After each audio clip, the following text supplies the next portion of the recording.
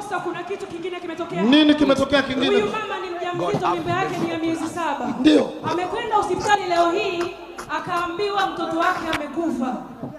Walimwambia amekufa?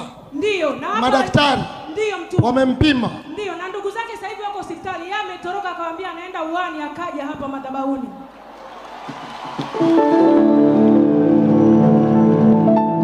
Ameambiwa mtoto amekufa. Akawatoroka ndugu zake. Amewatoroka ndugu zake, anasema hata hawajui alipo, anapiga simu hapokei. Dada, umewatoroka? Kitu gani kinakufanya watoroke hivi hapa? Kwa sababu nimeambiwa kunitolea mtoto wangu kashafariki. Waitaka mtoe. Sasa nini kimetokea sasa hivi? Nasema mimi siwezi ngakubali mpaka niende kawe ndo nikatoroka. Mtume mara tu baada ya maombi, mtoto anacheza kwa kasi. Hata nikishika hapa sasa. Hata ukishika. Ndiye anacheza mtume. Pigia Yesu makofi. Na wewe ukimshika, mshika vizuri mtoto wako. Analuka. Yani kuja kuwapaka najisikia vibaya na umwa. Baada ya maombi anacheza vibaya. Njoo hapa. Ufufuo. Pigia Yesu makofi.